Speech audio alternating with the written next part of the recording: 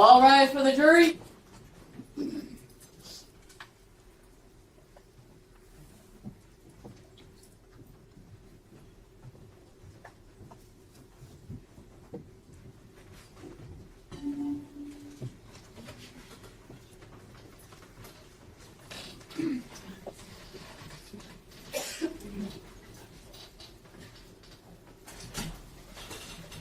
Okay, thank you. You may be seated.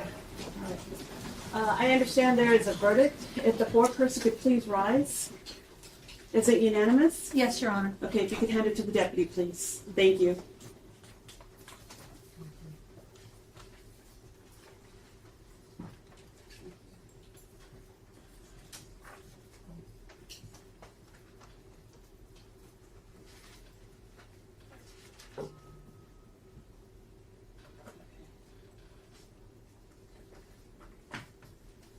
If Mr. Preciado, please rise. Count 1, capital murder, murder of more than one person in the same criminal transaction.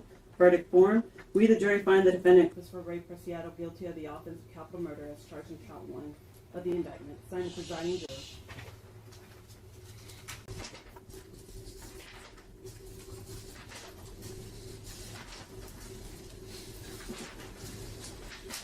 Count 2, capital murder, murder of individual under the age of 10.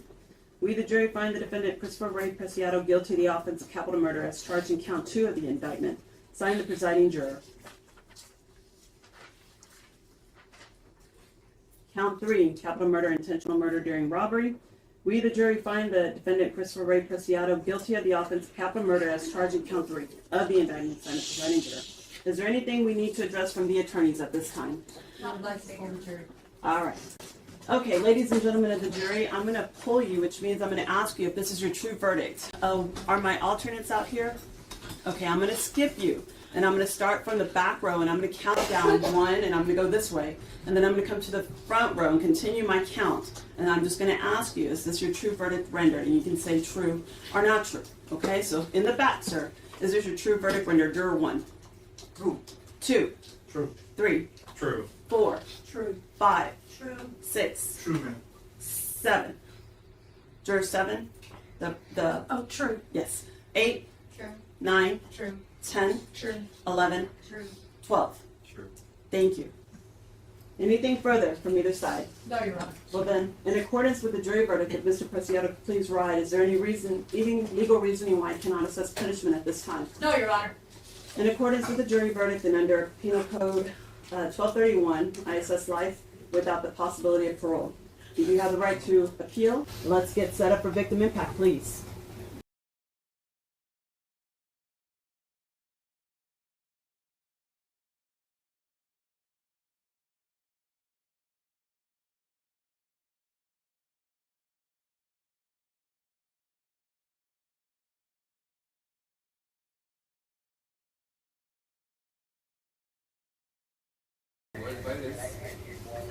Your mom and your dad. It's two special places for y'all. I know y'all visit both of them, okay? That's all I have to say. That's all I have to say. You took from us, you'll never get back.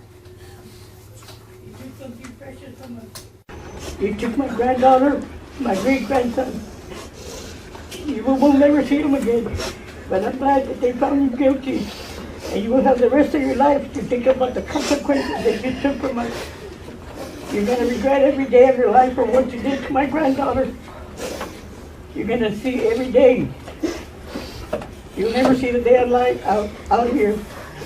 And we'll never see my granddaughter. Or my great-grandson for that matter. So think about what you did.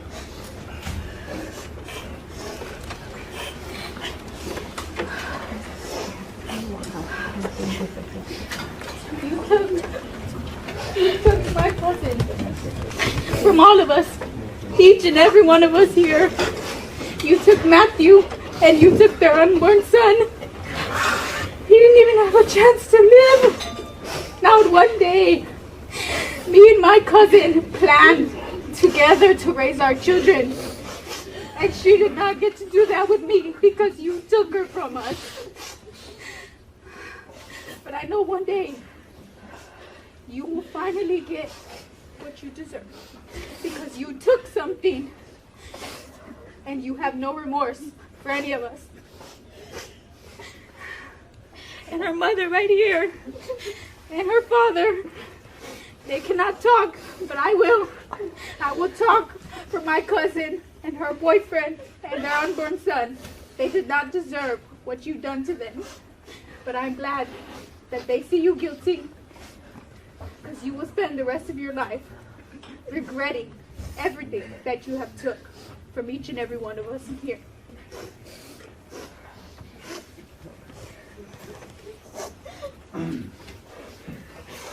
Matthew was my brother, he's my best friend, and I just want to say you are a very stupid person, and I can't believe you and your clown attorney wasted everybody's time with that pathetic excuse of self-defense. I hope wherever you go, they know who you are and what you did, and they treat you accordingly.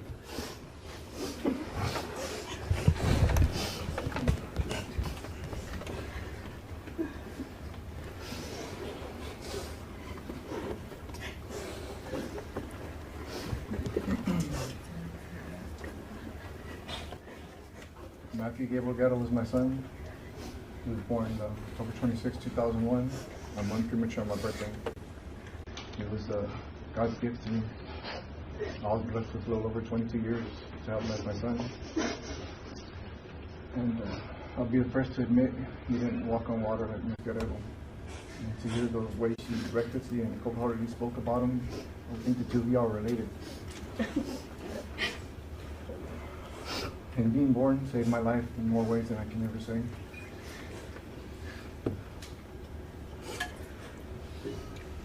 He made me a better person, and in the 2 years and 3 months that he's been gone, at times I didn't think my family would survive this tragedy. Even though I know he's not physically here anymore, I know he's still here with me. And he's the only reason that I made it through this trial without putting my hands on you and getting my own justice. Regardless of the narrative that's put out there by Savanah and Matthew, they were inseparable in love, and the arrival of Fabian had caused him to make some changes that we never got to see. Fabian would have been my first grandson, and in my very first interview, I said the Bible speaks that vengeance is his, and your next stop is a penitentiary. And I believe with all my heart that'll be your hell here on earth before you go to hell, where you spend all eternity.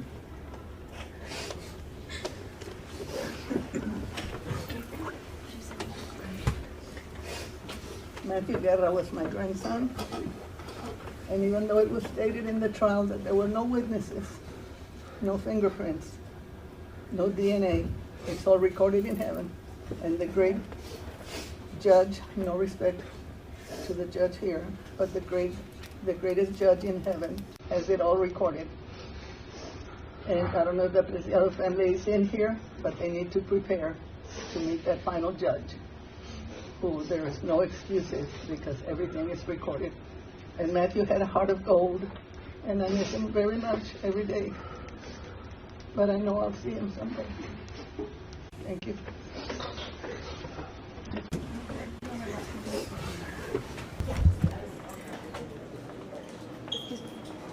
You want to say something about the sentence?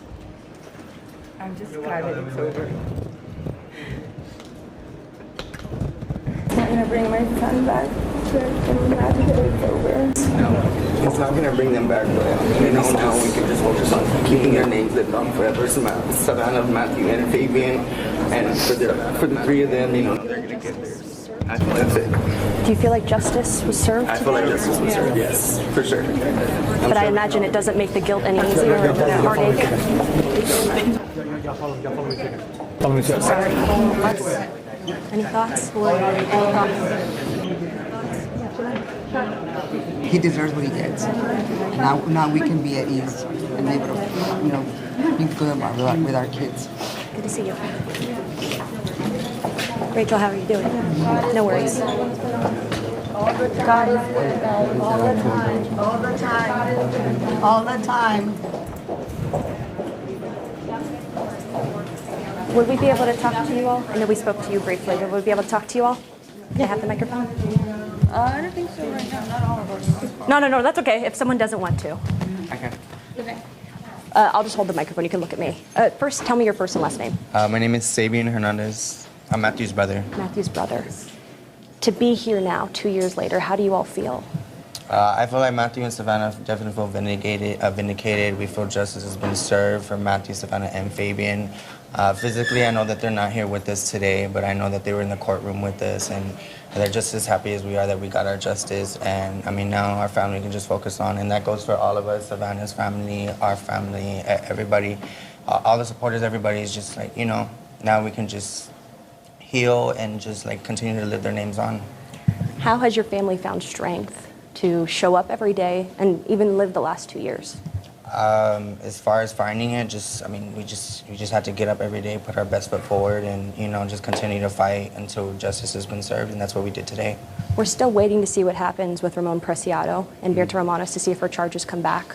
What's your message to the Bexar County District Attorney's Office about keeping momentum on this case? I think that they know what's best to do. You know, I mean, I think they were just as involved as Christopher was, and I think justice should be served when it comes to them too as well, the mom and the dad. I have one last question for you. So many people have been invested in this case since the first day. Yes. What does that mean to your family?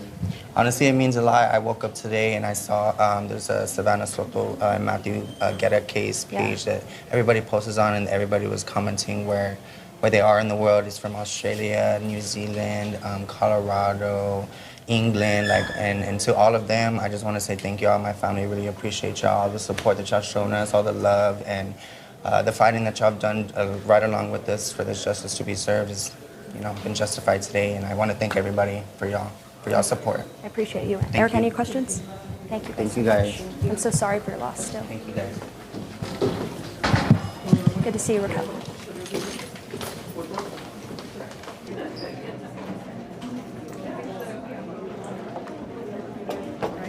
I think this is your party, ma'am. I don't think this is for me. I think it is. Your boss said it was you. Oh, is it? Yes. Okay. Hi. Okay. Yeah, good. I'll put it behind my back.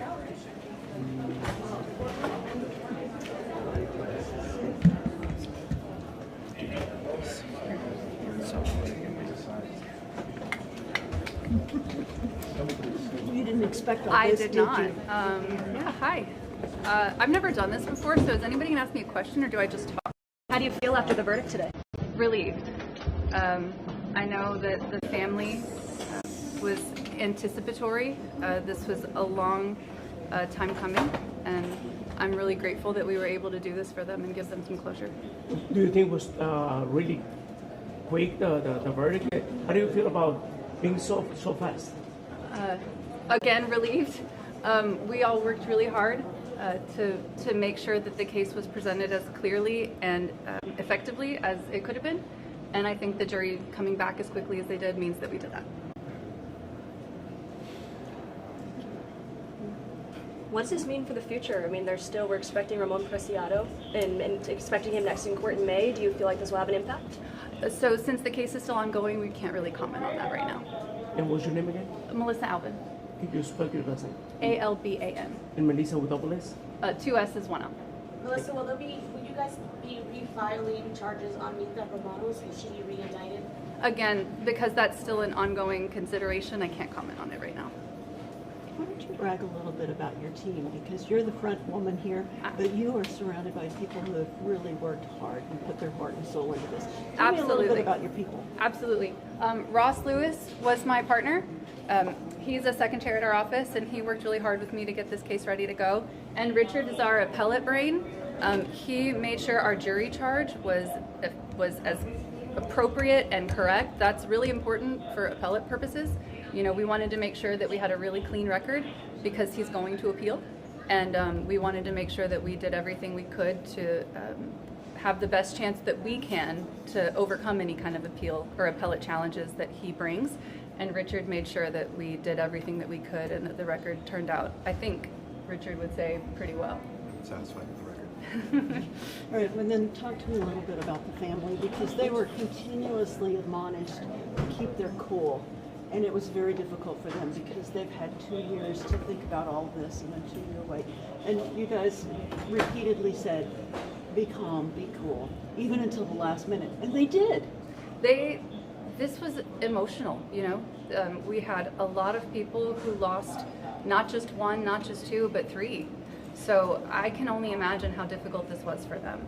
So I think that they overcame very difficult odds and challenges, and I think that as the family of people who were murdered, I think they did a really good job.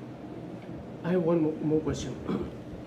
Why, if you felt so good about it, why you didn't, or the DA's office didn't go for the death penalty in this case?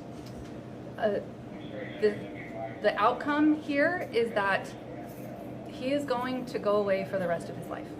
He is going to take his last breath in prison, and that is going to preserve and protect on a lot of appellate issues that we would have to encounter if we did seek the death penalty.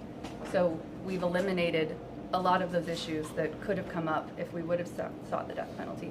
So at the end of the day, he's never going to be released from prison. So are those the main issues that you took into account to not seek the death penalty? I wasn't part of the decision. Who was? It was before I was assigned to the case. So all I know is that the outcome here is that he is not ever going to be released from prison. And so I think that is a positive outcome, and I think that the family is relieved that we were able to do this. What is on your heart that we haven't asked you about? I know I sound like a broken record, but relief. This was an emotional, long trial. We all worked really hard, and not just the 3 of us here. We have a whole team of other people, our advocates, our investigators, other prosecutors who weighed in on things. So it was a team effort, and I think that it reflects, you know, how seriously our office takes these kinds of cases.